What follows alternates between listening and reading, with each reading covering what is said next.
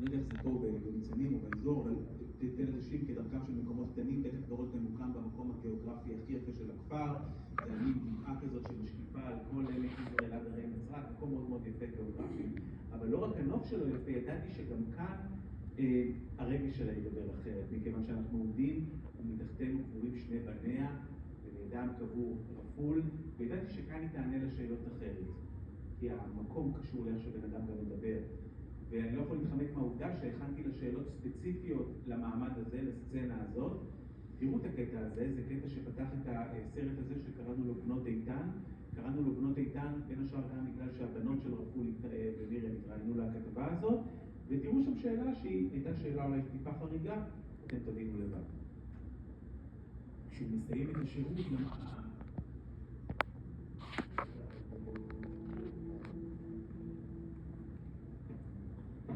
מגיעה ידיעה מאוד מדידה מאזור אשדוד. לפני זמן קצר נפשטה תגובה של שירות הישראלית בחירה שנראתה שם באזור שובר הגלים. אתה יודע, שמעתי את זה. זה גם סיפור. הייתי אפילו בבית חולים והזמנתי מונית לנסוע הביתה. ואני שומעת במונית, בחדשות, אישיות מרכזית בנמל אשדוד נפל טבע וזהו. אז אני נשארתי ככה מומה, לא אמרתי מילה. האיש שמדובר בו הוא רפאל איתן, הרמטכ"ל לשעבר, ושר בישראל. שמעת על המוות של רפול ברדיו? כן, ברדיו. אני מת עכשיו להיכנס לראש שלך ולדעת מה קורה שם. יש כל מיני נוירונים שרצים להנה ולשם. ומה עוד? נוירוטרנסמיטרים מוסרים הודעות. ומה את מרגישה? מה אני מרגישה? שיש לי פה אוצר גדול. את עוד אוהבת אותו? אתה יכול למחוק את השאלה הזאת. מחקת. אתה רוצה לענות? לא.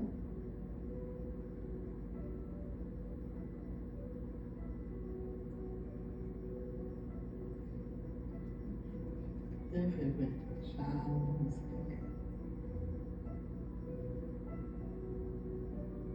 אני מת עליה. אפשר לתת לו חיבוק? אתה אל תמות. ממש מת עליך. לא כדאי לו.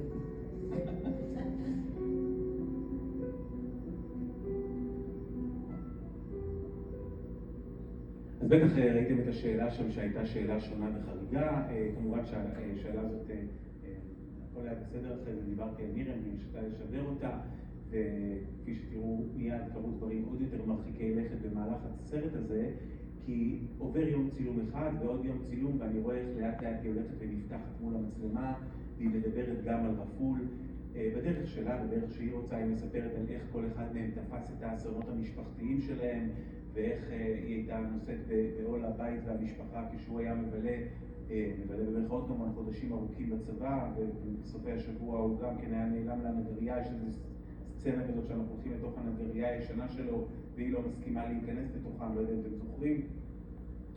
ויש דבר אחד אבל בתוך כל ימי הצילום האלה שעוברים וחולפים והם מעניינים מאוד שאני לא מעז לשאול אותה עליו, וזה נסיבות הפרידה שלה מרפול.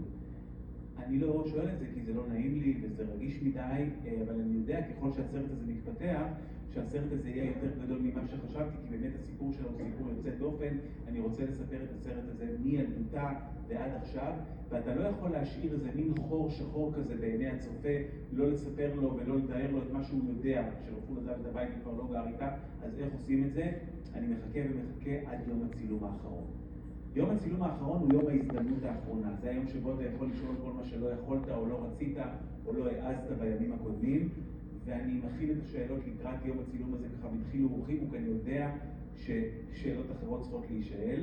כשאנחנו בונים את הסט בתוך הדירה שלו שם בדיור המוגן, ביחד עם הסט נבנה גם המתח, כי היא יודעת ששאלות אחרות תישאלנה, שהרי לא היינו מתכנסים למין מפגש אחרות, אז לא היינו נשאלות שאלות אחרות, ואני יודע שישאלנו שאלות אחרות, כי אתם יודעים, כי הכנתי אותם, ואני מתחיל לשאול אותה, ואז מגיע לנסיבות הפרידה, ותראו באיזו דרך מקסימה, בעיניי מלאה באמת, מרים עונה לשאלות בנושא הזה.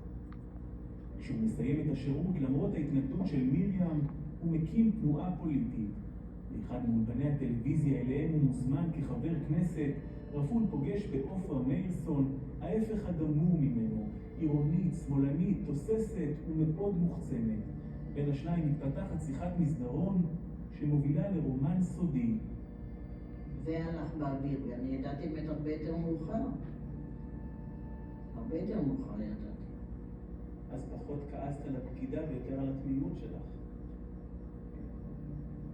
לא כעסתי על התמימות שלי, כעסתי עליו. למה אתה לא יכול להיות גיבור גדול בינלאומי ולבוא להגיד, קרה מה שקרה, ואני עושה בסדר, לגיטימי, הרבה זוגות נפרדים. כן, זה היה בעינייך לגיטימי? זה מה שהוא רוצה. למרות כל מה שעברתם כל השנים? טוב.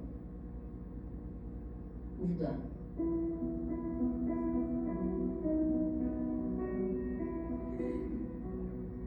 כשזה התברר לי, אז אמרתי לו, שלום אדוני, תעזוב את הבית. ככה הכי פשוט. פחות או יותר. זה לא פשוט. אחד הדברים שהיו שם זה החוסר תקשורת, שלא לרצות להפריע אחד לשני. וכשלא מדברים, אז כנראה בסוף צריך את התקשורת במקומות אחרים. וביום שאמא אמרה לי שזה נגמר, אני תפסתי איתה לשיחה ואמרתי לו, חביבי, אכלת אותה? אנחנו צריכים ללמוד לדבר. ואימנו את עצמנו. זה לאמן, כמו ספורט. חומות השתיקה שנבנו לתפארת כל השנים עומדות מחדש למבחן. פתאום כולם רוצים לחדור לסודות של הבית שלה. כשהוחלט שאנחנו נפרדים, רפאל ואני, אז הוא יעזב את הבית, ואני החלטתי שאני מנענן את הבית, סוגרים את הבית. אז הורדתי תמונות והכנתי את הקירות לסייד. מופיע בן אדם מהחצר, לא מהדלת הראשית, דופק בדלת, כן, שלום, שלום. הוא היה fair enough, הוא הציג את עצמו שלמה אברמוביץ', עיתונאי. מה הוא רצה לשאול אותך? לא יודעת, לא הספיק. זה להפוך את מי שלו. הוא נורא פחד מהכלבלב שלנו, אז ליוויתי אותו עד האוטו שהוא לא יקבל שבת. וזהו, למחרת הופיע בעיתון קטע די ארוך. זקנה, אפורה, כפופה, עם חלוק, תיאר אותי מה זה נערך. למה הוא בכלל בא? הוא הרי עשה לו כבר קודם את כל התדמית, כי לא הייתי כפופה, אני חושבת שאני גם היום עוד לא כך כפופה. חלוק לא לבשתי, אבל לא חשוב, הוא ככה החליט. ואז הוא כותב, הוא הוריד את כל התמונות מהקירות ולקח לה את כל הדברים מהבית. הוא כבר הסיק מסקנות. נעלב? לא נעלבתי, למה אני צריכה להיעלב? מה עשיתי? שכתבו עליך כאלה דברים. כפרה. זאת מרים איתן, שהיא אחת הדמויות המרשימות שיצא לי לפגוש במהלך שנותיי. אגב, אני חושב אני שאלתי את עצמי איך היא שינתה ככה את דעתה מהרגע שהיא אמרה אני לא אדבר עליו מילה עד הרגע שהיא נפתחת עליו בצורה כזאת. תראו, מרים איתן היא אישה מאוד מאוד חכמה, אישה שיכולה למכור ולפרוט אותי בלי שאני ארגיש, ידעתי את זה מההתחלה. אני חושב שהיא ידעה שיש לה סיפור לספר, היא רוצה לספר אותו, היא ידעה גם איזה מרחק היא מוכנה ללכת, אבל היא כל הזמן בחנה אותי האם אני איש ראוי לספר את סיפורה. היא עשתה מבחנים שהם מעל פני הקרקע או מתחת לפני הקרקע, היא בחנה אותי בעצם כל הזמן. אני חושב שבסופו של דבר היא הרגישה שהמסע שלוב הזרועות הזה, שאני מתאר אותו בתחילת יום הצילום בתל אנשים, הוא מסע שלוב זרועות לא רק במובן הפיזי, אלא גם במובן המטאפורי. זאת אומרת, היא יש לה סיפור לספר, אני רוצה לספר אותו, האינטרסים נפגשים, ובסוף יצאה כתבה שהיא הייתה מרוצה ממנו, סרט שהיא הייתה מרוצה ממנו. אגב, היא נפטרה לפני כמה שנים, בשיבה טובה, ואישה שהיא באמת מאוד מאוד מיוחדת במינה. עד עכשיו